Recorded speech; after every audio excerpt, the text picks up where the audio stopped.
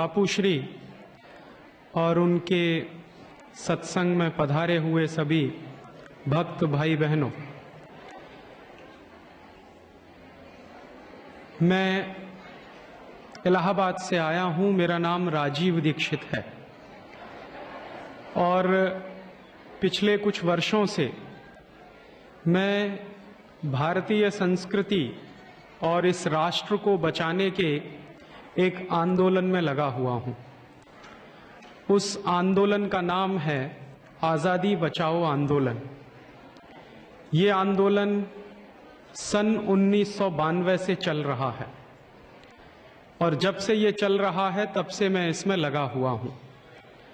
पेशे से मैं इलेक्ट्रॉनिक्स और टेलीकम्युनिकेशन का इंजीनियर रहा और एक रिसर्च प्रोजेक्ट में मैंने काम किया, लेकिन सन 1992 में अपना सारा काम छोड़कर, अपने कैरियर को छोड़कर, अपने सारे धंधे को छोड़कर राष्ट्र को बचाने के लिए, संस्कृति को बचाने के एक आंदोलन में मैं लग गया। बापू की कृपा हुई, उन्होंने मेरे व्याख्यान की कुछ कैसेट सुनी और उन्होंने जब मेरे व्याख्यान की कैसेट सुनी तो उन्होंने मुझे संदेश भिजवाया। बापूश्री का जो दिल्ली का आश्रम है, वहाँ के साधक भाई बहनों ने मुझे फ़ोन पर संदेशा कहा कि बापू का सत्संग का कार्यक्रम है और उसमें आपको जरूर जाना है। वैसे आज मुझे जलगांव जाना था, लेकिन बापूश्री के कल के आदेश पर मैंने मेरे जलगांव का कार्यक्रम रद्द किया और आपके बीच आया। मैं आपसे 2-3 बातें कहूंगा कि इस देश की इस समय की हालत क्या है। कल मैंने पहली बार पूज्य बापू के दर्शन किए। उसके पहले मैंने उनके कैसेट सुने थे, उनके बारे में सुना था, लेकिन दर्शन का लाभ कल मिला और कल लगभग 40 मिनट मैं उनके साथ रहा।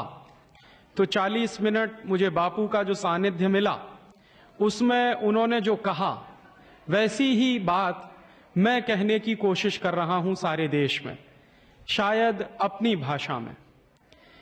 बापू ने मुझको कहा, और कल बापू का जो कार्यक्रम था बोंटा में, वहां भी उन्होंने कहा कि ये 50 साल की आजादी आई है या सारे देश की बर्बादी हुई है।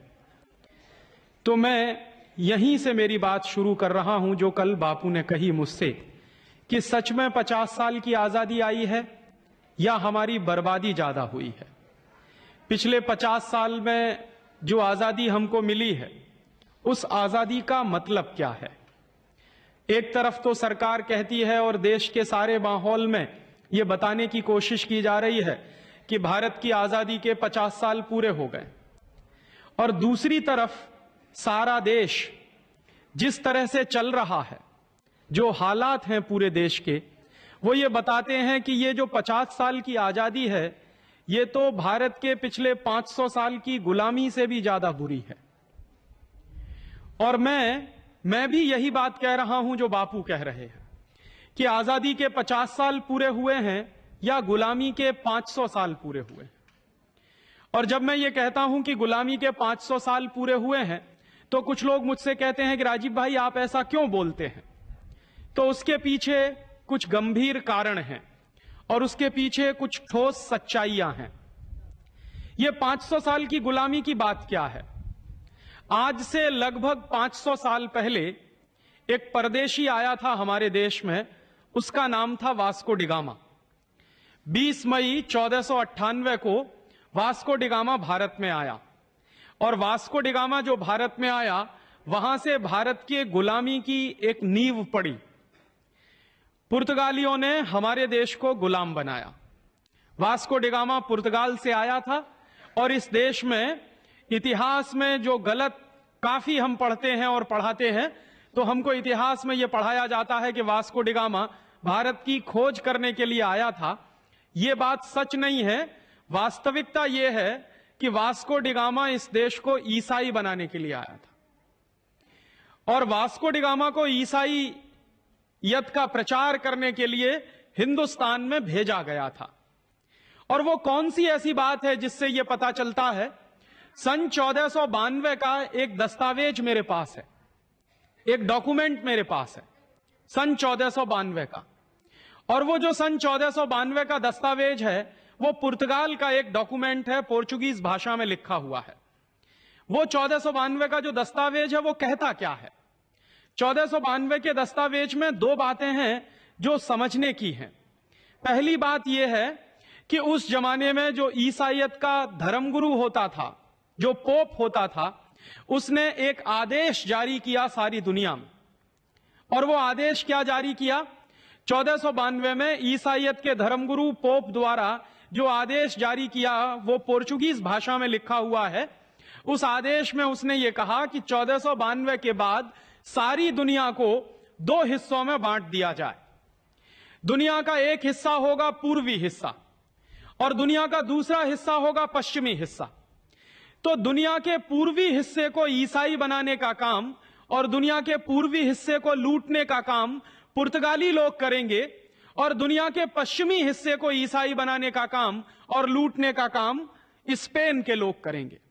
उस जमाने में यूरोप में दो ही देशों की बड़ी शक्ति होती थी, या तो स्पेन एक शक्तिशाली देश था या फिर पुर्तगाल एक दूसरा शक्तिशाली देश था।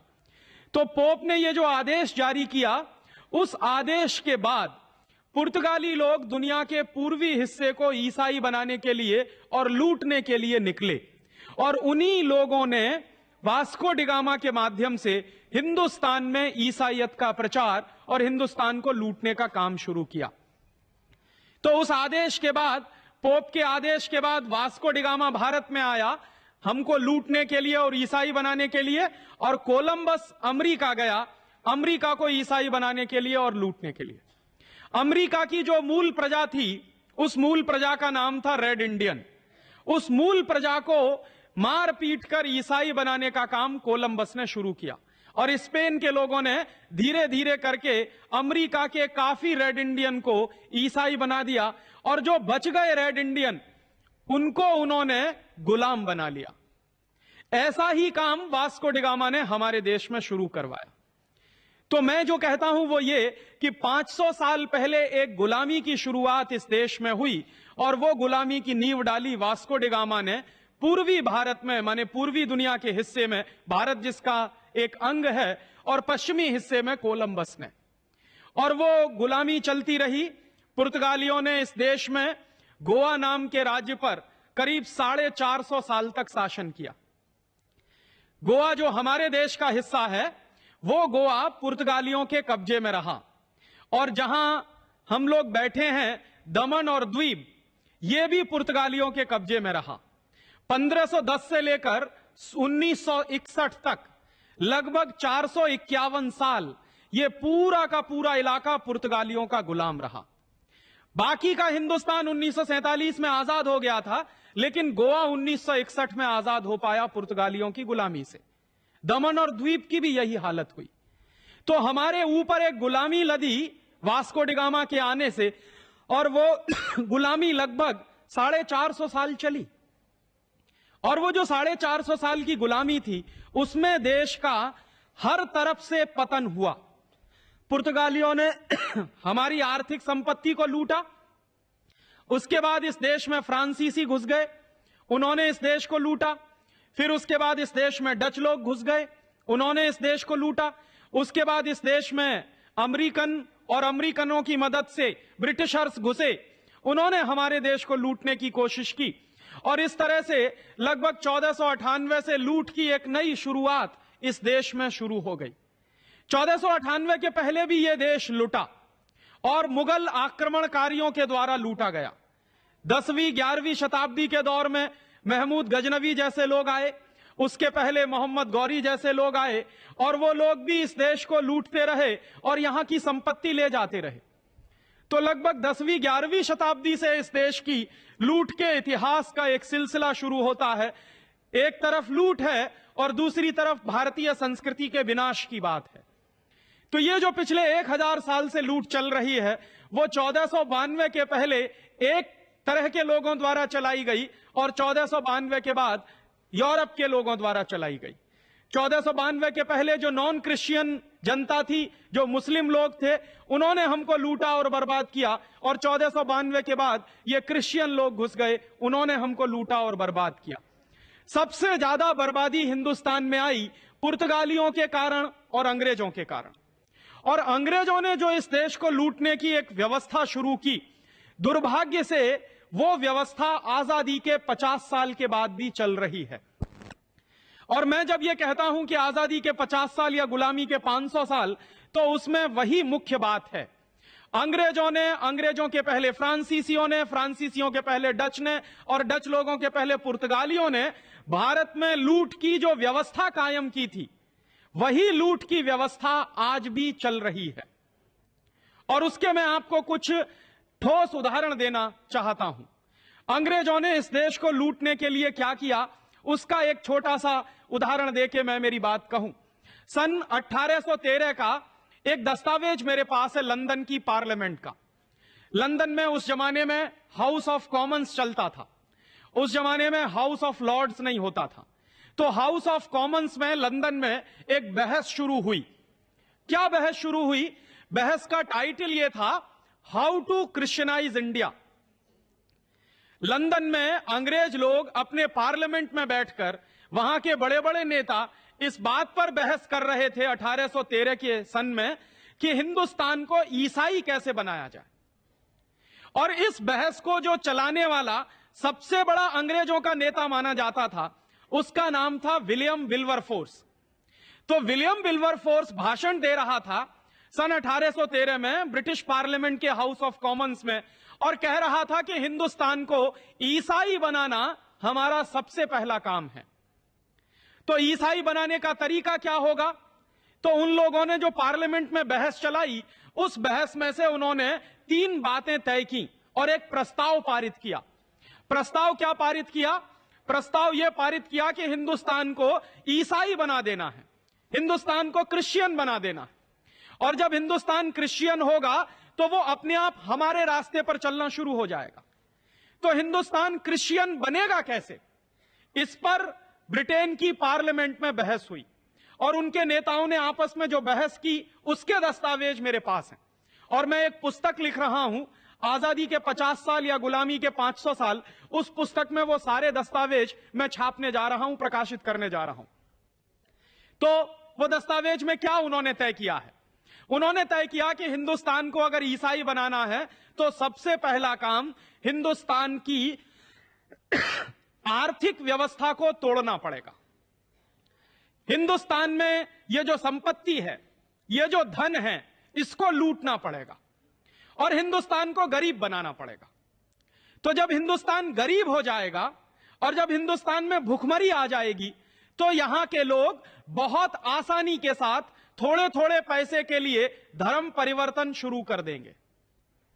तो वो तय कर रहे हैं अंग्रेजों के बड़े बड़े नेता कि पहले हिंदुस्तान को आर्थिक रीति से खलास करना है, और जब यह देश आर्थिक रीति से खलास हो जाएगा, उसके बाद इस देश को राजनीतिक रीति से खलास करना, और फिर राजनीतिक रीति से जब यह देश खलास हो जाएगा, तब इस देश को सांस्कृतिक रीति से खलास करना, और सांस्कृतिक रीति से जब यह देश खलास हो जाएगा, तब इस देश को बहुत आसानी से ईसाई बनाया जाएगा। तो हिंदुस्तान को आर्थिक रीति से खलास करने के लिए अंग्रेजों ने क्या किया? उन्होंने अपनी तमाम कंपनियां हमारे देश में भेजी। ईस्ट इंडिया कंपनी आई, ईस्ट इंडिया कंपनी जैसी अंग्रेजों की सैकड़ों कंपनियां आई, और उन कंपनियों ने क्या किया? हमारे देश में अपना धंधा शुरू किया। तो क्या होता था कि अंग्रेजों की कंपनियों का माल बिकता था और हिंदुस्तान के गांव-गांव में अंग्रेजों का माल बिकने लगा, और जब हिंदुस्तान के गांव-गांव में अंग्रेजों का माल बिकने लगा, तो हमारे देश के लोग अंग्रेजों का माल खरीदने लगे, और अंग्रेजों का माल खरीदकर हमारे देश का पैसा लंदन जाने लगा। और जब अंग्रेजों का माल इस देश में बिकना शुरू हो गया, तो उसका एक दूसरा नतीजा और निकला कि धीरे धीरे हिंदुस्तान के सारे कारखाने बंद होते चले गए। एक तरफ तो अंग्रेजों की सरकार ने नियम ऐसे बनाए, कानून ऐसे बनाए कि भारतीय व्यापारी व्यापार ना कर सके और भारतीय उद्योगपति कुछ भी सामान बाजार में बेच ना सके। दूसरी तरफ उन्होंने अंग्रेजों की कंपनियों को हिंदुस्तान की लूट के लिए खुला छोड़ दिया। तो धीरे धीरे हिंदुस्तानी बाजार में अंग्रेजों का माल बिकना शुरू हुआ और अंग्रेजों ने यहां से संपत्ति बटोरना शुरू किया, यहां से धन लेना शुरू किया। अंग्रेजों के कुछ आंकड़े बताते हैं कि ईस्ट इंडिया कंपनी उस जमाने में हमारे देश में जब धंधा करती थी, उसका कुछ माल बिकता था, तो एक साल में ईस्ट इंडिया कंपनी यहां से करीब 70 करोड़ पाउंड के बराबर की संपत्ति ले जाती थी। ये 70 करोड़ पाउंड की जो संपत्ति जाती थी उस जमाने में, आज से लगभग 200 साल पहले, ये कितनी होती होगी? अगर आज के हिसाब से हम हिसाब लगाएं तो 70 करोड़ में 56 का गुणा करना पड़ेगा, क्योंकि एक पाउंड में इस समय लगभग 56 रुपया बैठता। तो करोड़ों रुपए की लूट हमारी होती थी। अंग्रेजों ने एक दूसरा काम और किया कि हिंदुस्तान के व्यापारियों का माल हिंदुस्तान के बाजार में बिकने ना पाए, इसके लिए उन्होंने हिंदुस्तानी व्यापारियों पर तमाम तरह के टैक्स लगा दिए। हिंदुस्तान में अंग्रेजों की सरकार ने टैक्स लगाया, जो सबसे पहला वो था एक्साइज का tax, excise duty. Excise duty क्यों लगाई उन्होंने कहा कि हिंदुस्तान के व्यापारी जो माल बनाते हैं उस माल के उत्पादन पे कर लगाओ। फिर उसके बाद अंग्रेजों ने एक दूसरा फैसला किया कि हिंदुस्तानी व्यापारी जो माल पैदा करते हैं उस पे कर देंगे, और फिर उस माल की जब बिक्री होगी बाजार में तो उस पर भी कर लगा दो। तो उन्होंने माल की बिक्री पे सेल्स टैक्स लगा दिया। और उसके बाद एक तीसरा कर लगा दिया अंग्रेजों की सरकार ने कि जो माल बाजार में बिकेगा और उससे जो मुनाफा कमाएंगे हिंदुस्तानी व्यापारी, उस पर इनकम टैक्स लगा दो। तो पहले एक्साइज टैक्स लगाया, फिर सेल्स टैक्स लगा दिया, फिर इनकम टैक्स लगा दिया। फिर अंग्रेजों की सरकार ने 2 टैक्स और लगाए। एक टैक्स उन्होंने लगाया टोल टैक्स। हिंदुस्तान के व्यापारी अपने माल को एक गांव से दूसरे गांव में ले जाते हैं, तो जगह जगह जो टोल टैक्स देना पड़ता है वो अंग्रेजों के जमाने का लगाया हुआ। और टोल टैक्स के बाद उन्होंने एक टैक्स और लगा दिया, ऑक्ट्रॉय का टैक्स। ये 5-5 टैक्स उन्होंने हिंदुस्तानी व्यापारियों पर लगा दिए। क्यों लगाए अंग्रेजों की सरकार ने? अंग्रेजों की सरकार ने ये टैक्स इसलिए लगाए कि हिंदुस्तानी व्यापारियों पर अगर ज्यादा से ज्यादा कर लगा दिया जाएगा तो हिंदुस्तानी व्यापारी बर्बाद हो जाएंगे, और अंग्रेजों का माल हिंदुस्तान में टैक्स फ्री कर दिया जाएगा तो अंग्रेजों का माल गांव गांव में बिकना शुरू हो जाएगा। तो हिंदुस्तानी व्यापारियों पर टैक्स लगा के उनका माल महंगा बना दिया, और अंग्रेजों के माल को टैक्स फ्री करके ईस्ट इंडिया कंपनी का रास्ता अंग्रेजों के लिए खोल दिया। इसका नतीजा क्या निकला? इसका नतीजा यह निकला कि धीरे धीरे ये हिंदुस्तान, जो एक जमाने में दुनिया का सबसे बड़ा औद्योगिक देश था, 1835-1840 तक हम दुनिया के सबसे बड़े निर्यातक देश थे। अंग्रेजों की ही सरकार के आंकड़ों के अनुसार 1835 और 1840 में दुनिया का जो कुल व्यापार चलता था, उस व्यापार में 33% हिस्सा हिंदुस्तानियों का होता था। तो एक जमाने में यह सारा देश दुनिया के कुल व्यापार का 1/3 व्यापार करता था। उसके बाद अंग्रेजों की सरकार ने ये जो टैक्स के कानून लगाए, उसका नतीजा यह निकला कि दुनिया का सबसे बड़ा व्यापार करने वाला देश दुनिया का सबसे बड़ा भिखारी देश बन गया। दुर्भाग्य हमारा क्या है? अंग्रेजों की सरकार ने ये जो टैक्स लगाए 5-5, ये टैक्स आज आजादी के 50 साल के बाद भी लगे हुए हैं। और मेरे मन में यही प्रश्न उठता है कि अंग्रेजों की सरकार ने इस देश पर इनकम टैक्स लगाया, अंग्रेजों की सरकार ने व्यापारियों पर एक्साइज की ड्यूटी लगाई, अंग्रेजों की सरकार ने व्यापारियों पर टोल टैक्स और ऑक्ट्रॉय लगाया, तो अंग्रेज तो चले गए 1947 में, तो ये कानून भी चले जाने चाहिए थे टैक्स के।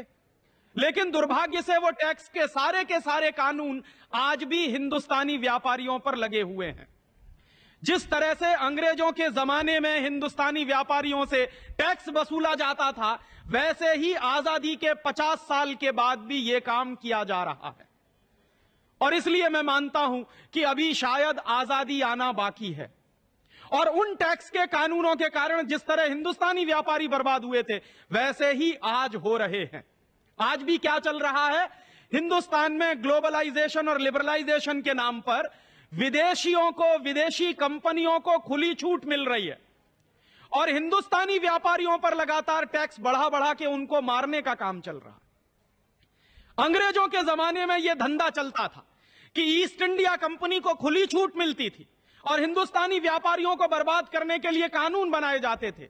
वही काम आज चल रहा है कि इस देश में विदेशी कंपनियों को तो खुली छूट है, वो चाहें तो 10 साल तक टैक्स भी ना दें और हिंदुस्तान सरकार उनको टैक्स फ्री, टैक्स एग्जेम्पशन करती है, लेकिन हिंदुस्तानी व्यापारियों पर लगातार टैक्स लगा लगा के उन कंपनियों का माल हिंदुस्तान के गांव गांव में बिकवा रही है। और उसके नतीजे क्या निकल रहे हैं? जैसे अंग्रेजों के जमाने में नतीजे निकले थे कि हिंदुस्तानी व्यापार धंधा धीरे धीरे मंदी में फंसा और उसके बाद खलास हो गया, वैसे ही आज हिंदुस्तानी व्यापारियों की हालत ऐसी हो गई है। यहां अगर कुछ व्यापारी भाई बैठे हों तो वो ये बात जानते हैं कि पिछले 40 साल में जितनी भयंकर मंदी इस साल आई है व्यापार में, उद्योग में, उतनी भयंकर मंदी कभी नहीं आई इस देश में। यह जो भयंकर मंदी चल रही है इस देश में आजकल, वो भयंकर मंदी उन नीतियों का परिणाम है जो अंग्रेजों के जमाने में लागू की गई थी और आज भी चल रही हैं। और इसलिए मैं कहता हूं कि हम अभी भी शायद पूरी तरह से आजाद नहीं हैं। मेरे मन में दुख इस बात का है कि जो कानून अंग्रेजों के जमाने में चलते थे, जिस तरह से चलते थे, वही कानून आजादी के 50 साल के बाद भी चल रहे हैं।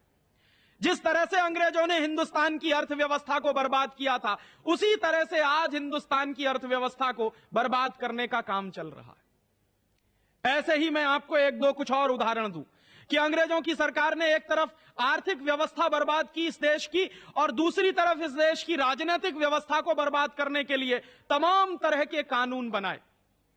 अंग्रेजों का यह मानना था, एक अंग्रेज ऑफिसर इस देश में आया था, उसका नाम था डलहौजी, और डलहौजी अक्सर यह कहा करता था कि हिंदुस्तान के गांव की व्यवस्था को अगर बर्बाद करना है तो हिंदुस्तान के किसानों से जमीन छीनना शुरू करो। और हिंदुस्तान के किसानों की जमीन छीन छीन कर अंग्रेजों की सरकार उसको अपनी संपत्ति घोषित करती थी। यह किस आधार पर होता था? अंग्रेजों की सरकार ने एक कानून बनाया था 1894 में, उस कानून का नाम है लैंड एक्विजिशन एक्ट। वो जो लैंड एक्विजिशन एक्ट था वो अंग्रेजों की सरकार ने बनाया था हिंदुस्तान के गांव के किसानों की जमीनें छीनने के लिए, और वो जमीनें अंग्रेजों की सरकार की संपत्ति घोषित करने के लिए। दुर्भाग्य से 1894 में जो कानून इस देश में बनाया गया वो आजादी के 50 साल में भी चल रहा है। जिस तरह से अंग्रेजों की सरकारें हमारे देश के गांव के किसानों की जमीनें छीनती थी और गांव वालों को मारकर पीटकर जबरदस्ती उनसे जमीन के हस्ताक्षर कागजों पर करवा लिए जाते थे, ठीक वैसा ही धंधा आज भी इस देश में चल रहा है। आज क्या चल रहा है? पहले हमारी जमीनें अंग्रेजों की सरकार छीनती थी, अब हमारी जमीनें हमारी सरकारें छीन रही। कानून कौन सा है? 1894 का लैंड एक्विजिशन एक्ट। उस जमाने में क्या होता था? अंग्रेजों की सरकारें हमारी जमीन छीनकर ईस्ट इंडिया कंपनी को बेचती थी और अंग्रेजों की कंपनियों को दे देती थी। आज भी हमारे देश के गांव गांव की जमीनें छीनकर विदेशी कंपनियों को बेची जा रही। सन 1991 से लेकर सन 1997 के जून के महीने तक हिंदुस्तान में 70,000 हेक्टेयर जमीन गांव के किसानों से छीनकर परदेशी कंपनियों को बेच दी गई है। और वो गांव वाले मारे मारे सारे देश में घूम रहे हैं। कितने लोगों को मैं जानता हूं जो मेरे पास आते हैं और कहते हैं राजीव भाई कुछ करिए, तो मैं पूछता हूं क्या हो गया, तो कहते हैं हमारी जमीन छीन ली सरकार ने। क्या किया उस जमीन का? परदेशी कंपनी को बेच दिया। तो मुझे इतना दुख होता है इस बात पर कि जो काम अंग्रेजों की सरकार करती थी वही काम अब हमारी सरकार कर रही है। जो कानून अंग्रेजों की सरकार चलाती थी लैंड एक्विजिशन का, वही कानून इस देश में आज भी चल रहा। और हम कैसे माने कि यह देश में आजादी आई है और आजादी के 50 साल पूरे हुए? ऐसे ही अंग्रेजों ने हिंदुस्तान के जंगलों को बर्बाद करने के लिए एक कानून बनाया था सन 1865 में। उस कानून का नाम है इंडियन फॉरेस्ट एक्ट। और इंडियन फॉरेस्ट एक्ट अंग्रेजों की सरकार ने क्यों बनाया? क्योंकि अंग्रेजों को हिंदुस्तान के जंगलों पर कब्जा करना था और हिंदुस्तान के जंगलों में जो संपत्ति छुपी हुई थी उस संपत्ति की लूट करनी थी। हमारे देश के जो जंगल हैं उन जंगलों में सोने की खदानें हैं, चांदी की खदानें हैं, कोलसा की खदानें हैं, तमाम तरह की बेशकीमती धातुएं वहां मिलती हैं। तो हमारे देश के जंगल तो अरबों खरबों की संपत्ति के मालिक हैं। अंग्रेजों की सरकार ने क्या किया कि उन जंगलों को बर्बाद करने के लिए हिंदुस्तान के लोगों से छीनकर जंगलों को अंग्रेजी सरकार की संपत्ति घोषित कर दिया। 1865 के पहले क्या होता था? 1865 के पहले जो जंगल होते थे वो भारतीय समाज में गांव जो होता था, गांव पंचायत जो होती थी, उसकी संपत्ति माने जाते थे। लेकिन 1865 के उस कानून के बाद वो जंगल अंग्रेजों की सरकार की संपत्ति बन गए। और उसमें अंग्रेजों ने नियम कैसे बनाए?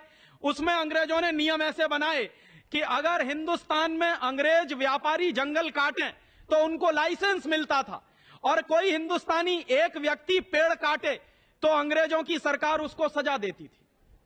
और यह काला कानून जो अंग्रेजों ने बनाया था सन 1865 में, यह कानून दुर्भाग्य से आज भी चल रहा है। आज क्या हो रहा है इस देश में? आप चाहें तो जंगल से एक भी पेड़ काट नहीं सकते, और अगर आपने पेड़ काट लिया और आपकी शिकायत कर दी गई डिस्ट्रिक्ट फॉरेस्ट ऑफिसर से, तो आपके ऊपर केस चलेगा, मुकदमा हो जाएगा। कभी कभी तो ऐसी हास्यास्पद स्थिति होती है। मेरा एक दोस्त है, बंबई में मुलुंड में रहता, उसकी एक सोसाइटी है जहां पे वो रहता है। उस सोसाइटी में क्या हुआ कि दीवार के बीच में से एक पेड़ पैदा हुआ और उस पेड़ ने दीवार को तोड़ना शुरू कर दिया। उस मुलुंड के भाई ने वो पेड़ काट दिया, उसकी शिकायत हो गई डिस्ट्रिक्ट फॉरेस्ट ऑफिसर से, तो उसको जेल हो गई। और एक दिन वो मेरे पास आया कि राजीव भाई, मैंने मेरे घर में लगाया हुआ पेड़ जो मुझे परेशानी कर रहा था वो काटा, तो मुझ पर शिकायत हुई और मुझे जेल हो गई। तो मैंने कहा, दुर्भाग्य तुम्हारा यह है कि ये जो कानून है जिसके आधार पर तुमको जेल हुई, ये अंग्रेजों के जमाने का बनाया हुआ है। और दूसरे बाजू में हमारे देश में क्या होता है? तमाम परदेशी कंपनियां हैं हमारे देश में जो सिगरेट बनाती हैं, और इस देश में सिगरेट बनाने वाली बड़ी बड़ी कंपनियां हर साल सैकड़ों करोड़ पेड़ काटती हैं, क्योंकि सिगरेट बनाने के लिए जो कागज चाहिए वो पेड़ काटने से ही बनता है। तो सिगरेट बनाने के लिए परदेशी कंपनियां हर साल सैकड़ों करोड़ पेड़ काटती हैं, उनको लाइसेंस मिला हुआ है, लेकिन कोई हिंदुस्तानी भाई अगर एक पेड़ काटे तो उसको जेल हो जाती है।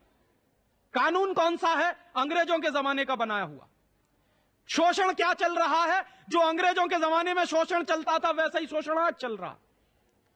जो जंगल पहले गांव समाज की संपत्ति होते थे, गांव की संपत्ति होते थे, उनको अंग्रेजों की सरकार ने अपनी संपत्ति बना लिया, और वही आज भी चल रहा है इस देश में।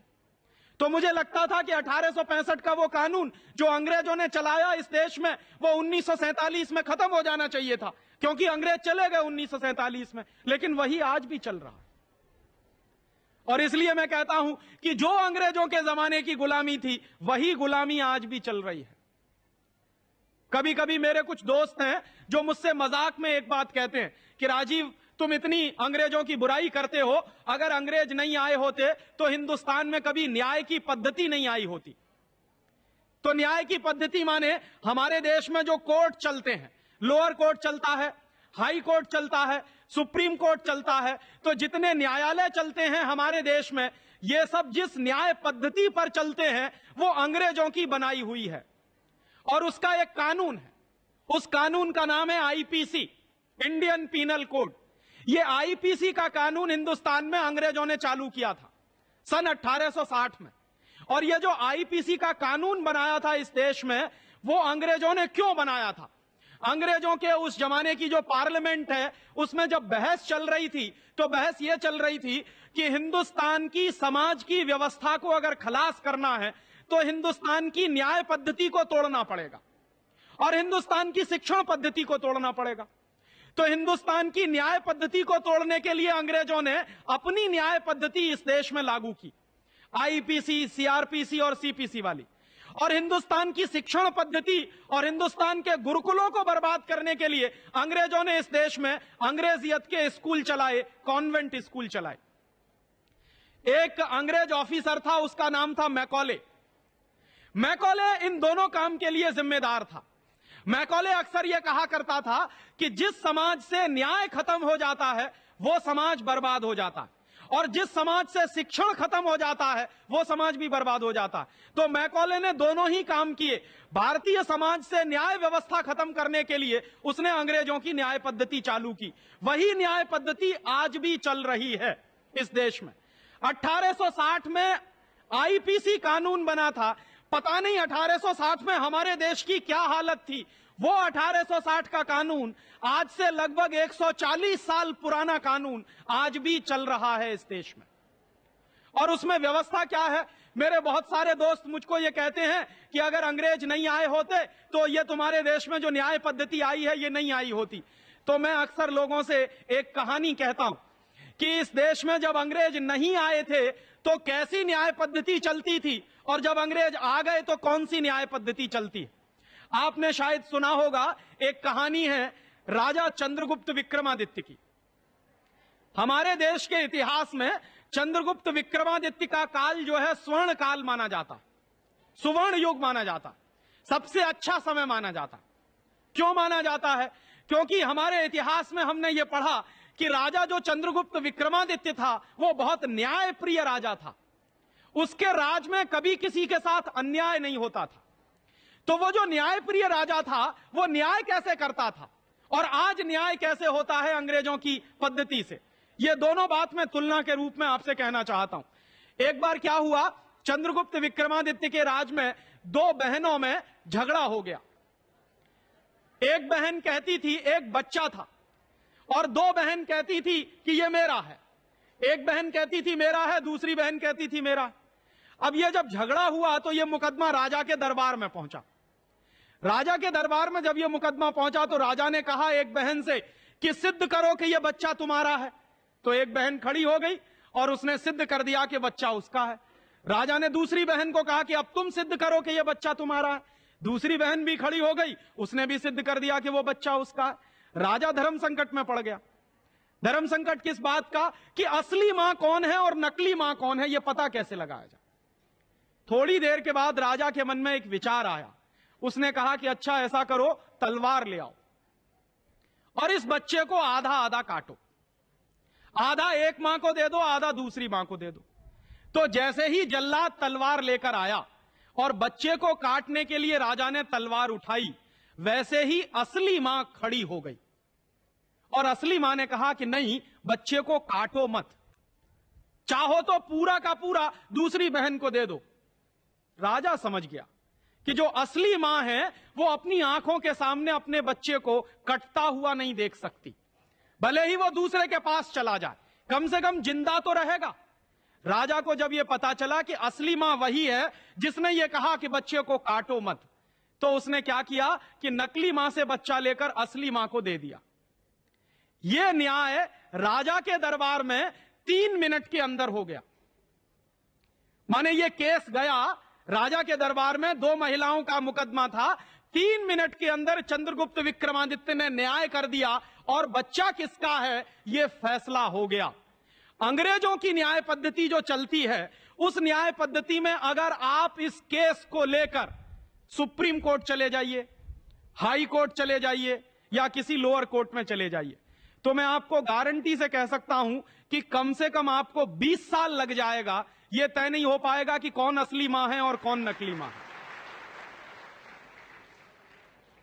जब चंद्रगुप्त विक्रमादित्य का राज चलता था तो किसी भी मुकदमे का फैसला 3 मिनट में होता था और न्याय मिलता था। आज अंग्रेजों की न्याय पद्धति चलती है, आईपीसी की, सीआरपीसी की, सीपीसी की, तो 20-20 साल लग जाते हैं और फैसला नहीं हो पाता कि कौन अपराधी है और कौन अपराधी नहीं है।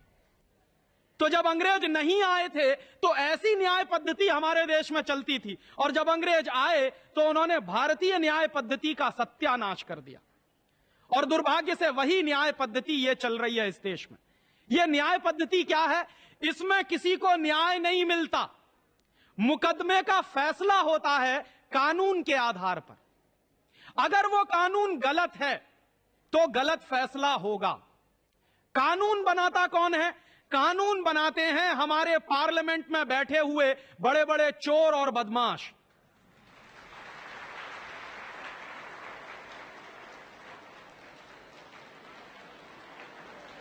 होता है किसी भी कोर्ट में आप जाइए, क्योंकि मैं तो अक्सर कोर्ट में जाता रहता हूं, सरकार के खिलाफ केस करता रहता हूं, बड़ी बड़ी कंपनियों के खिलाफ मैं केस करता हूं।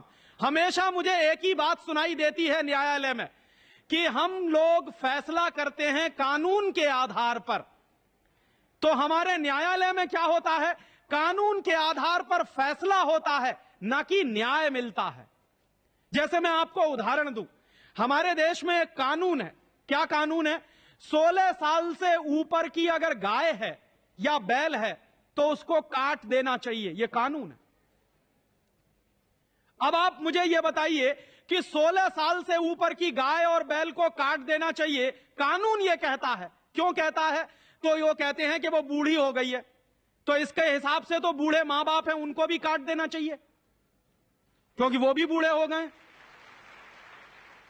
तो कानून तो यह है कि 16 साल से ऊपर के गाय और बैल कट सकते हैं, लेकिन ये गाय और बैल अगर कटते हैं तो न्याय कहां होता है? कानून का पालन तो होता है, लेकिन न्याय कहां है इसमें? क्योंकि प्रकृति में कोई भी जीव अगर बना है तो भारतीय संस्कृति के अनुसार किसी भी जीव की हिंसा करने का अधिकार हमको नहीं है। चींटी को भी मेरी मां आटा डालती है। एक दिन मैंने मेरी मां से पूछा कि तुम चींटी को आटा क्यों डालती हो, कीड़ी को आटा क्यों डालती हो? तो उसने कहा कि मैं मेरे धर्म का पालन करती हूं। तो जिस देश में कीड़ी को आटा डालने से धर्म का पालन होता हो, उस देश में गाय बैल काटे जाते हैं कानून के आधार पर। यह न्याय कहां है? यह तो सरासर अन्याय है। और गाय बैल काटने के लिए कानून किसने बनाया है? अंग्रेजों ने बनाया है। 1850 के आसपास से अंग्रेजों की सरकार ने इस देश में गाय काटने के लिए कत्ल कारखाने खोले। क्यों खोले? अंग्रेजों का यह मानना था कि जो गाय है वो हिंदुस्तान के समाज का केंद्र बिंदु है। क्यों? क्योंकि मेरे हिंदू धर्म में और हिंदू धर्म की मान्यताओं के अनुसार यह कहा जाता है कि गाय में 33 करोड़ देवी देवता रहते हैं और गाय का दान इस देश में सबसे बड़ा दान है। मरते समय आदमी को कहा जाता है कि गाय का दान करके जाओ, तो वो जो गाय का दान कर रहा है माने 33 करोड़ देवी देवताओं का वंदन कर रहा है। तो जिस देश की परंपराओं में गाय में 33 करोड़ देवताओं का निवास रहता हो, गाय को जिस देश में मां कहा जाता हो, गाय से हम सबकी पूरी की पूरी संस्कृति चलती हो, उसके गोबर से खाद मिलता हो, उसके मूत्र से दवाएं मिलती हो, उस देश में अंग्रेजों की सरकार ने गाय को काटने का कानून बनाया और उस कानून के लिए कत्ल कारखाने खोल दिए। और उस दिन से हिंदुस्तान में गाय कटना चालू हो गया। अंग्रेजों ने हिंदुस्तान में गाय काटना क्यों शुरू किया? अंग्रेजों ने हिंदुस्तान में गाय काटना इसलिए शुरू किया कि जैसे जैसे गाय कटेगी वैसे वैसे हिंदू धर्म का नाश होता चला जाएगा। और हिंदू धर्म का नाश ही नहीं होगा, बल्कि भारत की जो कृषि की पद्धति है, यहां के किसानों को जो खाद मिलता है, उसके मूत्र से जो फर्टिलाइजर बनता है, वो भी नहीं मिलेगा। तो हिंदुस्तानी खेती बर्बाद होती चली जाएगी, गाय भी बर्बाद होती चली जाएगी। उसके कुछ साल के बाद अंग्रेजों की सरकार ने एक दूसरा कानून बना दिया कि गाय से ज्यादा नंदी को काटो, बुल को काटो। नंदी जो भगवान शंकर का इस देश की मान्यताओं के अनुसार वाहन है, जो हर शंकर के मंदिर के बाहर आपको मिलेगा, उस नंदी को काटने का कानून अंग्रेजों की सरकार ने चलाया। और अंग्रेजों की सरकार क्या कहती थी कि अगर नंदी खत्म हो जाएगा तो गाय नहीं रहेगी, और अगर नंदी खत्म हो जाएगा गाय नहीं रहेगी, बची हुई गाय को हम काट देंगे तो हिंदुस्तानी लोग वैसे ही सांस्कृतिक रूप से गुलाम होते चले जाएंगे और हिंदुस्तानी व्यवस्था से अंग्रेजियत की व्यवस्था में आते चले जाएंगे। दुर्भाग्य से वो कानून अंग्रेजों की सरकार ने चलाए थे और उस जमाने में अंग्रेजों की सरकार ने 350 कत्ल कारखाने खोले थे उस कानून के आधार पर। आज क्या हालत है आपको मालूम है? 1947 में हम आजाद हो गए और 1947 में जब हम आजाद हुए तो मुझको लगता था कि अंग्रेजों के जमाने का ये जो गाय को काटने का कानून है, नंदी को काटने का कानून है और वो जो 350 कत्ल कारखाने हैं वो सब बंद हो गए होंगे, क्योंकि अंग्रेजों की सरकार तो अत्याचारी सरकार थी। वो सरकार तो इस देश को बर्बाद करने के लिए बनाई गई थी, तो इसलिए वो कानून तो खत्म हो गए होंगे। लेकिन मैं आपको आज बहुत ही दुख और दुर्भाग्य से कह रहा हूं कि अंग्रेजों के जमाने में तो 350 कत्ल कारखाने थे। आज आजादी के 50 साल में 1997 में इस देश में 36,000 कत्ल कारखाने हैं। माने उस जमाने में गाय कम कटती थी, 350 कत्ल कारखाने थे। अब आजादी के 50 साल में उससे ज्यादा कटती है और 36,000 कत्ल कारखाने। कानून कौन सा है? अंग्रेजों के जमाने का बनाया हुआ गाय के कत्ल का कानून।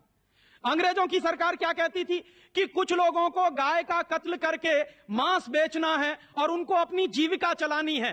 तो वो कहते थे कि हर व्यक्ति को जीविका चलाने का फंडामेंटल राइट है, तो जो लोग गाय का मांस बेचकर जीविका चलाते हैं उनको भी जीविका चलाने का अधिकार है। यही बात हिंदुस्तान की सरकार आज कहती है कि जो कत्ल कारखाने चल रहे हैं उनके आधार पर जिन लोगों की जीविका चल रही है उनको जीविका चलाने का अधिकार है। क्यों? क्योंकि फंडामेंटल राइट है। कहां से मिल गया है ये फंडामेंटल राइट? अच्छा, तो ताजमहल को धुआं न लग जाए इसलिए 4 लाख आदमी को बेरोजगार कर, ये सवाल आता है। जीविका चलाने का सबको अधिकार है, तो ताजमहल को फैक्ट्रियों का धुआं खराब न कर दे ताजमहल, तो अच्छा रखने के लिए आदेश। और इसी से जुड़ी हुई एक दूसरी बात कि जब मैकॉले कहा करता था यह बात कि भारत की न्याय पद्धति का नाश हो जाएगा तो भारतीय समाज टूट जाएगा, ऐसे ही मैकॉले एक बात और कहता था। मैकॉले की लिखी हुई एक चिट्ठी है मेरे पास, उसकी फोटोकॉपी। लंदन में एक लाइब्रेरी है, उसका नाम है इंडिया ऑफिस लाइब्रेरी, वहां से मैंने निकलवाई है। इंडिया ऑफिस लाइब्रेरी में से ऐसे कुछ 50,000 से ज्यादा डॉक्यूमेंट्स मैं निकाल के लाया और वहां के कई लोगों की मदद से हमने वो निकलवाए हैं। तो उनमें एक चिट्ठी है मैकॉले की, वो उसके अपने पिताजी को उसने लिखी है। जब वो यहां ऑफिसर बन के आया है तो मैकॉले क्या लिख रहा है कि भारतीय समाज को अगर बर्बाद करना है तो भारतीय न्याय पद्धति बर्बाद करो। तो वो करने के लिए उसने आईपीसी बना दिया, सीआरपीसी बना दिया, सीपीसी बना दिया और बर्बाद हुई। दूसरी बात वो कहता था कि भारतीय समाज को बर्बाद करना है तो भारतीय शिक्षण पद्धति का नाश करो। तो मैकॉले कहा करता था कि जो भारतीय शिक्षण पद्धति है, वो खुद मानता था इस बात को, यह दुनिया की सबसे ज्यादा विकसित और सबसे अच्छी पद्धति। क्या होता था? यहां गुरुकुल चलते थे, गुरुकुलों में विद्यार्थी पढ़ते थे और विद्यार्थी 20 साल तक, 25 साल तक ब्रह्मचर्य का पालन करते हुए शिक्षा ग्रहण करते थे, संस्कार मिलते थे और वो संस्कार लेकर समाज में जाते थे। उन्हीं संस्कारों से संस्कृति बनती थी और वही संस्कृति भारतीय संस्कृति कहलाती थी। ऋषि थे, मुनि थे, बड़े बड़े ज्ञानी थे, महात्मा थे, वो गुरुकुलों को चलाया करते थे और सारे के सारे गुरुकुल जो चला करते थे उनमें वेदों का अध्ययन, पुराणों का अध्ययन, उपनिषदों का अध्ययन, जो भारतीय ज्ञान है, जो भारतीय मनीषा है, उन्हीं सब का अध्ययन संस्कृत के माध्यम से कराया जाता था। मैकॉले ने क्या किया कि गुरुकुलों का नाश अगर करना है तो उसने एक कानून बनाया। क्या कानून बनाया? संस्कृत में जितने विद्यालय इस देश में चलते थे हिंदुस्तान में अंग्रेजों के जमाने में, उन सबको उसने इल्लीगल घोषित किया, गैर कानूनी। और उसने प्रतिबंध लगा दिया कि संस्कृत भाषा के माध्यम से कोई भी गुरुकुल चलेगा उसको अंग्रेजी सरकार मान्यता नहीं देगी। तो मान्यता किसको देगी? अंग्रेजी के माध्यम से जो कॉन्वेंट स्कूल चलेंगे उनको अंग्रेजी सरकार मान्यता देगी। और उसके लिए बाकायदा उसने कानून बनाया। उस कानून का नाम है इंडियन एजुकेशन एक्ट। और यह इंडियन एजुकेशन एक्ट लागू हुआ 1858 में, आज से लगभग 140 साल पहले। तो 140 साल पहले जो कानून लागू हुआ था अंग्रेजों के जमाने में, वही कानून आज भी चल रहा है। उस कानून के आधार पर मैकॉले ने क्या किया? संस्कृत के माध्यम से चलने वाले गुरुकुलों को बर्बाद कर दिया, कानून बना के उनको बंद करा दिया। जो उनमें अध्यापक होते थे, गुरु होते थे, उनको मार पीट कर अंग्रेजी सरकार जेल में बंद करती थी। जो विद्यार्थी अध्ययन के लिए जाते थे उनको रोक दिया जाता था, उनका अध्ययन ना होने पाए उसके लिए समस्याएं खड़ी की जाती थी। और दूसरी तरफ कॉन्वेंट स्कूल चालू कर दिए और उसमें अंग्रेजी के माध्यम से शिक्षण देना शुरू किया। एक दिन उसने अपने बाप को चिट्ठी लिखी और इस चिट्ठी में उसने ये लिखा कि मैंने हिंदुस्तान में एक ऐसी शिक्षण पद्धति पैदा कर दी है जिसमें अगर हिंदुस्तानी विद्यार्थी पढ़ेंगे तो पढ़कर निकलने के बाद वो शरीर से हिंदुस्तानी होंगे, दिमाग से सब अंग्रेज हो जाएंगे। वो देख रहे हैं, अभी देख रहे हैं। तो शरीर से हिंदुस्तानी और दिमाग से अंग्रेज। तो मैकॉले दूसरी बात लिख रहा है उस चिट्ठी में कि जब वो शरीर से हिंदुस्तानी और दिमाग से अंग्रेज हो जाएंगे तो अंग्रेजों के हिसाब से सारे काम करेंगे। और वो विद्यार्थी जब कॉन्वेंट स्कूल में से निकलेंगे तो सबसे ज्यादा गालियां भारतीय संस्कृति को देंगे, सबसे ज्यादा गालियां अपने मां बाप को देंगे। कैसे? मॉम और डैड कह के। डैड माने होता है मरा हुआ,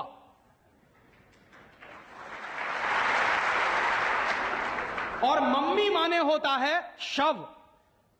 इजिप्ट में आप जाइए, मिस्र एक देश है, वहां पे ममीज कहा जाता है किसको?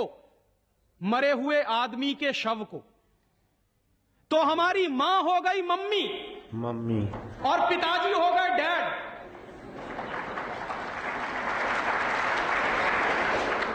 आया कहां से ये? मैकॉले ने डाल दिया हमारे दिमाग में।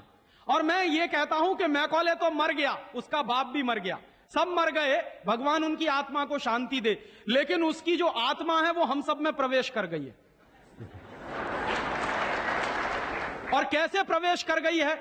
मैं आपको ये इतिहास की सच्चाई बता रहा हूं कि जिस जमाने में मैकॉले ने इस देश में सबसे पहला कॉन्वेंट स्कूल खोला था कलकत्ता में, वो कॉन्वेंट स्कूल चला नहीं, बंद हो गया। क्यों बंद हो गया? क्योंकि कोई भी भारतीय मां बाप अपने बच्चे को कॉन्वेंट में पढ़ाने को नहीं भेजता था। अंग्रेजों के जमाने की बात बता रहा हूं। अंग्रेज अपनी पूरी ताकत लगाकर भी इस देश में कॉन्वेंट स्कूल चला नहीं पाए, लेकिन अंग्रेजों के जाने के बाद गांव गांव में, गली गली में कॉन्वेंट स्कूल चल रहे हैं। और ऐसे मम्मी डैडी पैदा हुए हैं इस देश में जो बच्चे का जन्म लेने के पहले रजिस्ट्रेशन करवाए आते हैं कॉन्वेंट स्कूलों। कहते हैं कि अगर रजिस्ट्रेशन नहीं कराया तो एडमिशन नहीं मिलेगा। तो कॉन्वेंट स्कूल में पढ़ाना बहुत जरूरी है बच्चे को। और मैं अक्सर पूछता हूं कि काहे को पढ़ाते हैं कॉन्वेंट स्कूल में? तो कहते हैं राजीव भाई, जब हमारा बच्चा कॉन्वेंट में पढ़ेगा तो बहुत स्मार्ट बन जाएगा। तो मैं पलट के पूछता हूं कि जरा बताइए स्मार्टनेस क्या होती है? तो अक्सर मां बाप मुझे जवाब देते हैं जो दिल्ली बंबई में रहते हैं कि हम बच्चे को कॉन्वेंट में इसलिए पढ़ने को भेजते हैं कि जब वो कॉन्वेंट में पढ़ेगा तो टाई लगाएगा, मोजे जूते पहनेगा, बढ़िया सूट है। तो अंग्रेजों के देश में टाई इसलिए लगाई जाती है कि वहां ठंडी बहुत पड़ती है, सर्दी बहुत पड़ती है, और एक साल में 6 महीने भयंकर बर्फ पड़ती है। कभी कभी तो यह हालत होती है कि 6-7 महीने सूर्य भगवान के दर्शन नहीं होते। और वहां की जलवायु ऐसी है कि आज अगर सूर्य निकला तो जरूरी नहीं है कि कल भी निकलेगा, परसों भी निकलेगा, नरसों भी निकलेगा। भारत में ऐसा नहीं है। आज अगर निकला है तो कल भी निकलेगा, परसों भी निकलेगा, 3 महीने बाद भी निकलेगा, 1 साल बाद भी निकलेगा, ऐसे ही निकलेगा। इंग्लैंड के लोग ये गारंटी से नहीं कह सकते। तो वहां ठंडी बहुत पड़ती है, सर्दी बहुत पड़ती है।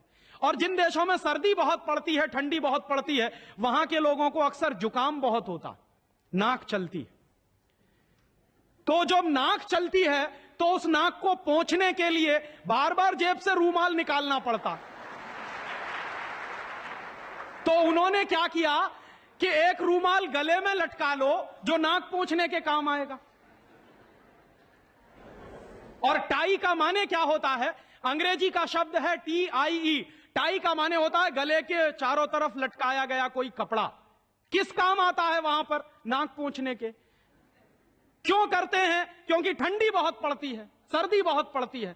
हमारे देश में तो 1 साल में 9 महीने गर्मी पड़ती है, और यहां गुजरात में तो 12 महीने गर्मी पड़ती है। मैं तो यूपी का रहने वाला हूं, वहां थोड़ी बहुत ठंडी जरूर पड़ती है, यहां तो बिल्कुल नहीं पड़ती। तो वहां तो इसलिए टाई लगाते हैं कि उनको जरूरत है उसकी। हम हमारे बच्चों को क्यों लटका रहे हैं अपने गले में टाई?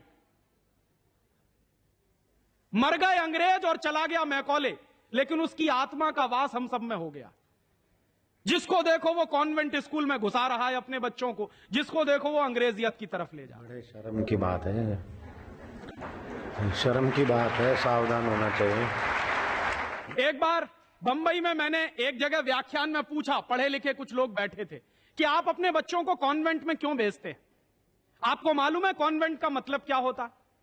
यूरोप के देशों में कॉन्वेंट का मतलब क्या होता? यूरोप में हजारों साल एक परंपरा रही है जो हमारे यहां कोई सोच भी नहीं सकता उसके बारे में। यूरोप की परंपरा क्या रही है हजारों साल?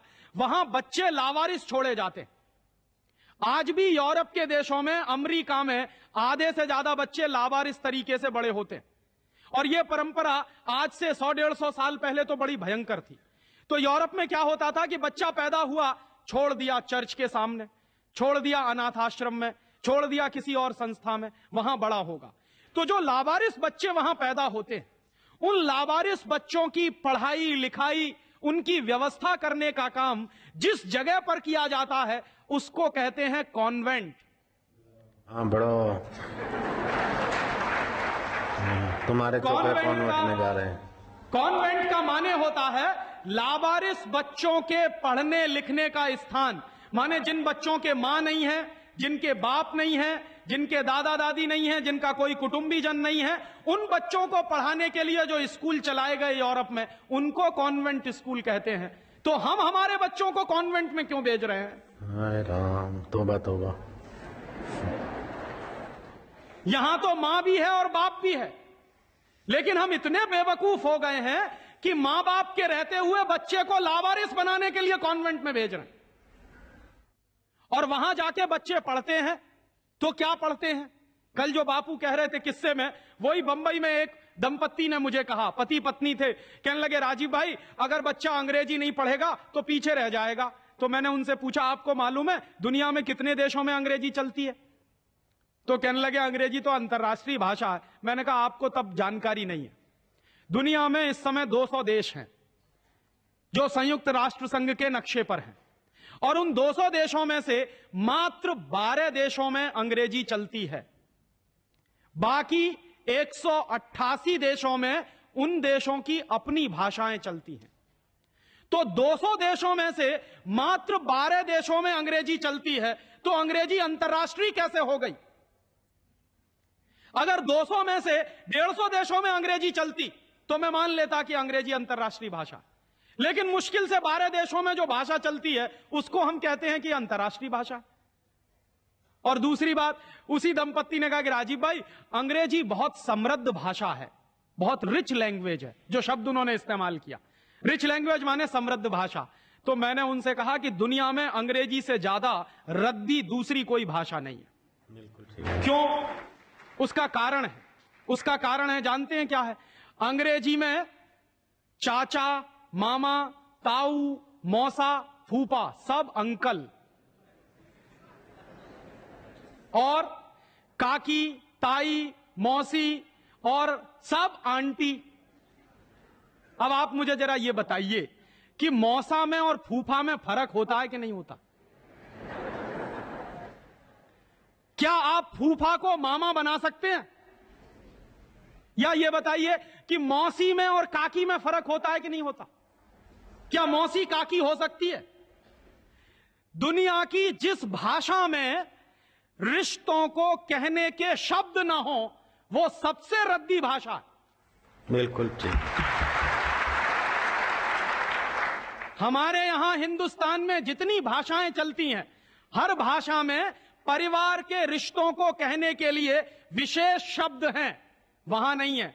वहां क्या है? सब इन-लॉज हैं, चाहे वो लड़की वाले हों चाहे लड़के वाले हों। पता ही नहीं चलता कि ये लड़के वाले इन-लॉज हैं कि लड़की वाले इन-लॉज। या तो सब अंकल हैं या तो सब आंटी हैं। क्यों है ऐसा? क्योंकि अंग्रेजी भाषा में रिश्तों को कहने के लिए शब्द नहीं है। कारण क्या है? अंग्रेजी भाषा में शब्दों की बहुत कमी है। और अंग्रेजी भाषा में शब्दों की कितनी कमी है? अगर मूल रूप से देखा जाए तो अंग्रेजी भाषा में मात्र 2600 शब्द हैं कुल मिला के। और दुनिया की तमाम भाषाओं से जो उधार लिया है अंग्रेजों ने, फ्रेंच भाषा में से लिए हैं, जर्मन में से लिए हैं, इटालियन में से लिए हैं, लैटिन में से लिए हैं, तो तमाम भाषाओं से जो उधार लिए हुए शब्द हैं वो मिला दिए जाएं तो कुल मिला के बैठते हैं 12,000। अंग्रेजी के मूल शब्द हैं 2600 और बाकी के शब्दों को मिला दें तो कुल बैठते हैं 12,000। अब आप हिसाब लगाइए, अंग्रेजी में कुल मिला के 12,000 शब्द हैं। गुजराती में आपको मालूम है कितने शब्द हैं? गुजराती भाषा में 40,000 से ज्यादा शब्द हैं। अब आप मुझे यह बताइए कि अंग्रेजी बड़ी हुई कि गुजराती? तो काहे को नहीं पढ़ाते अपने बच्चों को गुजराती में? और एक दूसरा उदाहरण दूं कि अंग्रेजी में कुल मिला के 12,000 शब्द हैं और मराठी भाषा है हमारे देश की, उसमें इस समय 48,000 शब्द हैं। अंग्रेजी से 4 गुनी बड़ी है मराठी। और हिंदी का हिसाब लगाऊं तो अंग्रेजी में इस समय 12,000 शब्द हैं, हिंदी में इस समय करीब 72,000 शब्द हैं।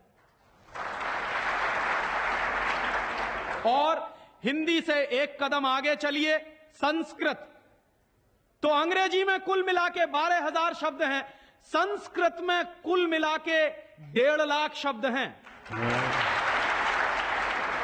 और संस्कृत से एक सीढ़ी और ऊपर चढ़िए, प्राकृत, जिसको हम सब भूल गए।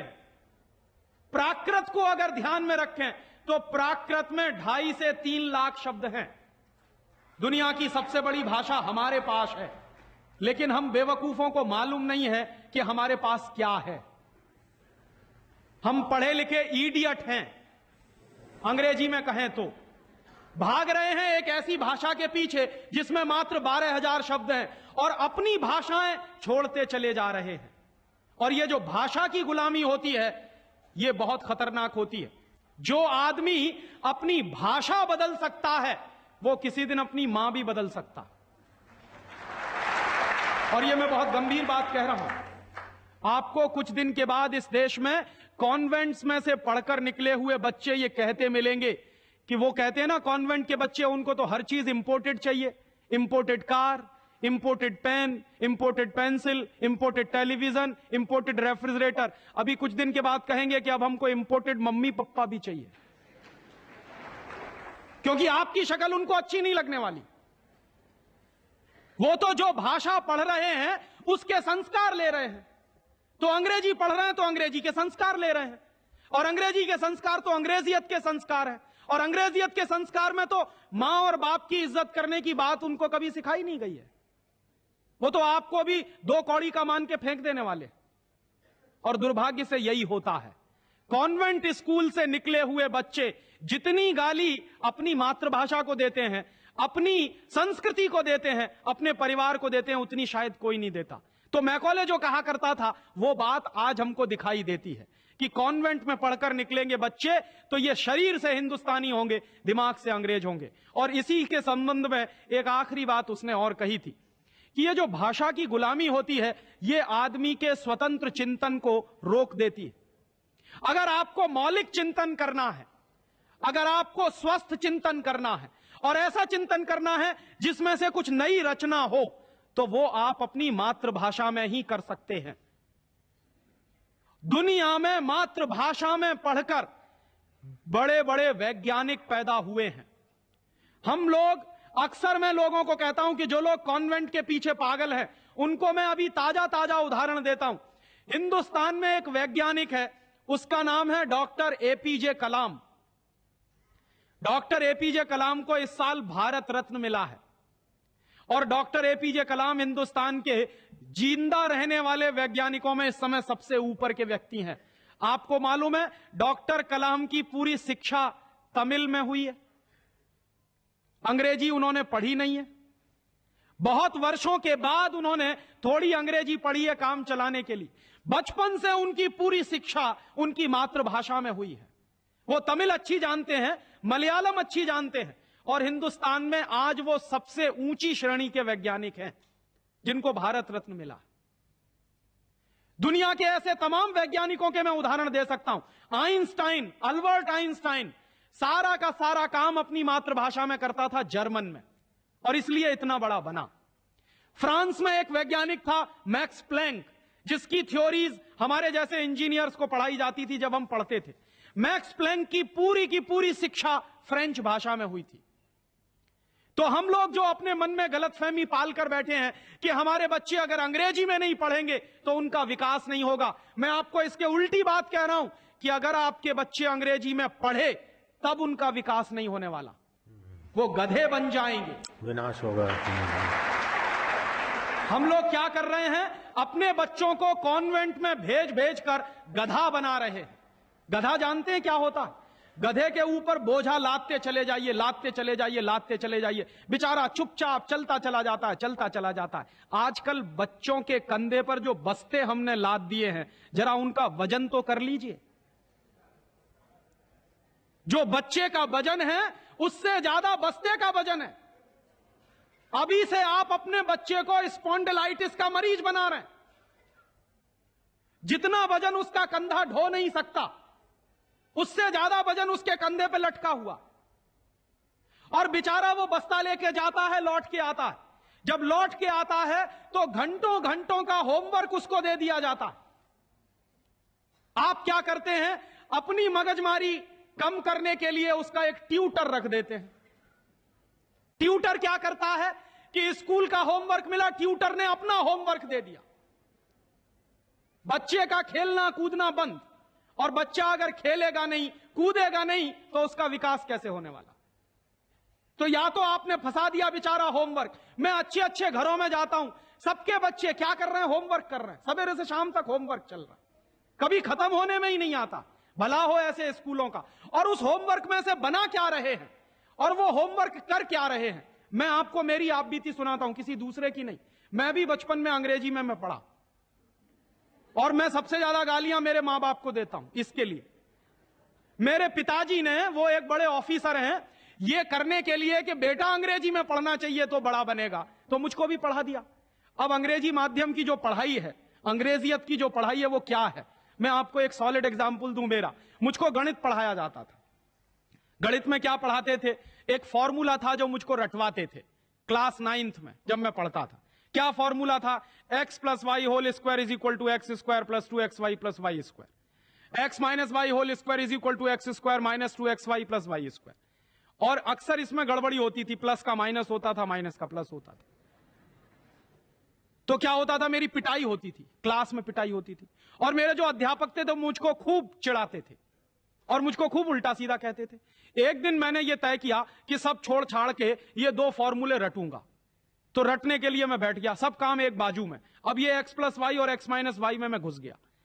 लिख लिख के मैंने किलो किलो कॉपियां बर्बाद कर दी, किलो किलो कागज बर्बाद कर दिया, पता नहीं कितने बॉल पेन बर्बाद हुए होंगे। और 3-4 महीने की उस भयंकर मेहनत के बाद मुझको कुछ फॉर्मूले याद हो गए। अब वो फॉर्मूले मैं सीख के आया। दुर्भाग्य से मैं बताऊं कि 3-4 महीने के सैकड़ों घंटे बर्बाद करके, अपना खून सुखा के, मार खा के, बेइज्जती बर्दाश्त करके मैंने जो फॉर्मूले पढ़े वो मेरे जीवन में आज तक कभी काम में नहीं आए। और दूसरे बाजू में मेरी मां ने, जो बहुत पढ़ी लिखी नहीं है, मुझको एक फॉर्मूला सिखाया। क्या सिखाया, एक पहाड़ा सिखाया। आधा, सवाया, 1.5 गुना, 2.5 गुना, 3 गुना, 3.5 गुना, ये मुझे सिखाया। और वो मेरे जीवन में रोज काम आता है।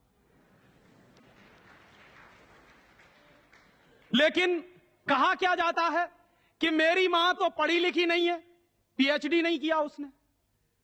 तो जो बिना पीएचडी होल्डर है, जिसने कुछ पढ़ा लिखा नहीं है, आज की भाषा में, उसने मुझे ऐसी चीज सिखाई जो जीवन में रोज काम आती है। और जो बड़े बड़े पीएचडी होल्डर प्रोफेसर्स ने मुझे सिखाया वो जीवन में कभी काम नहीं आया। और आप अपने बच्चों को यही पढ़ा रहे हैं। कॉन्वेंट स्कूल के जितने क्यूरिकुलम हैं और उसमें बच्चे जो कुछ पढ़ रहे हैं, उसमें से 95% बेकार जाने वाला है। उस 95% का उनके जीवन में कभी कोई इस्तेमाल होने वाला नहीं। ये आप कहिए तो मैं जहां कहिए वहां लिख कर दे दूं, क्योंकि मैं भुगत चुका हूं इस बात को।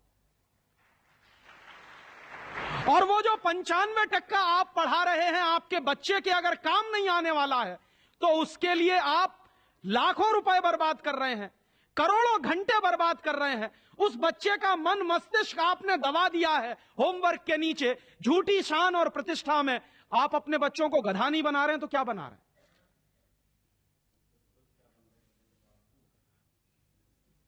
तो आप पूछेंगे क्या करें, तो मैं आपसे एक बुद्धिमानी की बात निवेदन करना चाहता हूं। वो निवेदन यह करना चाहता हूं कि जितनी जल्दी हो अपने बच्चों को इन कॉन्वेंट स्कूलों में से बाहर निकाल लीजिए। और बढ़िया बात है। ये कॉन्वेंट स्कूल में इसलिए भी भेजना बंद करिए कि भारतीय संस्कृति में पिता सिर्फ एक होता है, लेकिन कॉन्वेंट स्कूल में एक फादर भी होता है। इस बात की गंभीरता को समझिए कि भारतीय संस्कृति में पिता एक ही होता है, लेकिन कॉन्वेंट स्कूल में जब बच्चे जाते हैं तो एक दूसरा फादर भी होता है। तो पिता के साथ ये फादर कहां से आ गया? और अगर पिता के साथ फादर आ गया तो पता नहीं क्या क्या आ जाएगा आपके घर में। हां, यह मैं चेतावनी के रूप में कह रहा हूं आपसे। यह सिर्फ इशारे से समझ लीजिए कि अगर बच्चे की पढ़ाई के साथ पिता के साथ फादर आया है तो और बहुत कुछ चला आएगा आपके बच्चे के संस्कार में। और कहीं ऐसा ना हो जाए कि आपके देखते देखते आपका बच्चा क्रिश्चियन ना बन जाए, ईसाई ना बन जाए। इसलिए मैं आपसे एक निवेदन तो यह करने आया कि जितनी जल्दी हो कॉन्वेंट स्कूलों से बच्चे निकाल लीजिए, और एक दूसरा निवेदन और करने आया हूं, जितनी जल्दी हो कॉन्वेंट स्कूलों को डोनेशन देना बंद करिए। हमारा हजारों हजारों रुपए का डोनेशन कॉन्वेंट स्कूलों में जाता। एक बच्चे का एडमिशन कराना है तो वो कहेंगे बिल्डिंग फीस दे दो, वो कहेंगे डोनेशन दे दो, वो कहेंगे इसकी फीस दे दो, उसकी फीस दे दो, और रोज रोज कोई ना कोई मांग चढ़ी ही रहती है। आज फलाना डे, आज धमाका डे, आज ये ले आओ, कल वो ले आओ। बर्बादी हमारी, माने हम हमारे दुश्मन को अपना पैसा दे रहे हैं। दुनिया में ऐसे बेवकूफ लोग मैंने कहीं नहीं देखे जो अपने दुश्मन को अपने घर का पैसा देते हो। आप जानते हैं कि कॉन्वेंट स्कूलों में से निकलने वाले बच्चे भारतीय संस्कृति के विरोधी होने वाले हैं और उनको यूरोप की संस्कृति सिखाई जा रही है, उसके लिए पैसा हम खर्च कर रहे हैं अपने हाथों से। तो भगवान के लिए, भारतीय संस्कृति को बचाने के लिए अपने बच्चों को कॉन्वेंट में से बाहर निकालिए और अपने बच्चों के नाम पर ये उनको जो डोनेशन दे रहे हैं आप कॉन्वेंट स्कूलों को, वो बंद करिए। और मैं आपको पूरे विश्वास से ये कहना चाहता हूं कि आपके बच्चे अगर मातृभाषा में पढ़ेंगे तो सबसे ज्यादा विद्वान बनने की क्षमता है उनमें। और ये क्यों है? दुनिया के सारे मनोवैज्ञानिक एक ही बात पर अब पहुंचे हैं, जो बात हमारे लोग बहुत पहले से कह गए, अभी यूरोप के लोग आज उस निष्कर्ष पे पहुंचे। क्या कहते हैं? बच्चा अगर मातृभाषा में पढ़ता है तो उसको जो सुविधाएं मिलती हैं, जो फायदा होता है, वो दूसरी भाषा में नहीं मिलती। जैसे उदाहरण के लिए मैं आपको बताऊं और आप इसको प्रयोग के रूप में करिए। आपकी मातृभाषा अगर गुजराती है और आप अपने बच्चे को गुजराती में पढ़ाइए तो कोई सवाल आप उसको दीजिए गुजराती में याद करने के लिए, जितनी जल्दी वो याद कर लेगा उस सवाल को, अगर वही सवाल आप अंग्रेजी में दीजिए उसको तो कम से कम 6 गुना समय लगेगा उसको। अगर वो 1 घंटे में गुजराती में कोई चीज याद करेगा तो 6 घंटे लगेंगे उसको अंग्रेजी में याद करने के लिए। और अंग्रेजी में भी उसको याद नहीं होगा, वो रटेगा पोपट की तरह से। जैसे पोपट होता है ना, रट लेता है, वैसे ही रटेगा। और रटने के बाद क्या करेगा? इम्तिहान में लिख कर आएगा। इम्तिहान में लिख कर आया, उसके 2 दिन बाद पूछिए कि तुमने परसों क्या लिखा है, उसको कुछ याद नहीं। ऐसे ज्ञान का करेगा क्या वो? जो ज्ञान उसको 2 दिन भी याद ना रहे, जो जानकारी उसको 2 दिन भी याद नहीं रहने वाली, उस जानकारी का वो अपने जीवन में करने वाला क्या है? और इसके दूसरी तरफ आप ये करके देख लीजिए, छोटी छोटी कहानी, छोटे छोटे किस्से, छोटी छोटी कथाओं के माध्यम से, मातृभाषा के माध्यम से आप उसको कोई बात सिखा दीजिए, वर्षों वर्षों जिंदगी भर उसको वो बात याद रहेगी। मुझे भी याद है, मेरी दादी मां ने कहानी के माध्यम से जो संस्कार मुझ में दिए हैं वो अभी भी मुझे याद है। लेकिन मेरे स्कूल में जो संस्कार मुझे दिए गए वो मैं भूल चुका हूं, क्योंकि विदेशी भाषा में मैंने लिए। तो ये खराब होता है। और एक इसी के साथ एक आखिरी निवेदन कि अंग्रेजों ने जिस तरह से बर्बाद किया है भारतीय समाज को, कम से कम अब अगर हमको ये चेतना आती है तो इसको हम बचाएं। मुझे लगता है कि सबसे बड़ा काम और सबसे पहला काम कॉन्वेंट स्कूलों के बंद कराने का, और वो हम सब मिलकर ही कर सकते हैं, अकेला कोई नहीं करेगा। अगर हम सब कॉन्वेंट स्कूलों का बहिष्कार करने का संकल्प ले लें तो फिर से नए गुरुकुल खड़े हो सकते हैं। जो दान आप कॉन्वेंट स्कूलों को देते हैं वो दान अगर गुरुकुलों को मिलना शुरू हो जाए तो गुरुकुल चलने भी शुरू हो जाएंगे, उनको प्रतिष्ठा भी मिल जाएगी, उनको सम्मान भी मिल जाएगा। अगर हमारी गलती से बर्बादी आई है तो वो गलती आज हम सुधार लें। और ऐसे ही एक दूसरी आखिरी बात कि अंग्रेजियत हमारे मन में बहुत गहरे घुस गई है, और ये अंग्रेजियत जो होती है बहुत खराब होती है। कई बार मैं कहता हूं कि अंग्रेजी भाषा से ज्यादा खतरनाक है अंग्रेजियत। महात्मा गांधी अक्सर ये कहा करते थे कि अंग्रेज चाहे तो रहें लेकिन अंग्रेजियत जानी चाहिए। ये अंग्रेजियत क्या है? हमारे सबके घरों में, सबके मन में एक तरह का लालच बैठ गया है। हर एक आदमी को इस देश में इंपोर्टेड माल चाहिए, विदेशी कंपनी का माल। किसी भी साधारण से साधारण बच्चे को कहो कि देखो मेरे पास इंपोर्टेड पेन है, तुरंत हाथ फैला देगा, लाओ दे दो।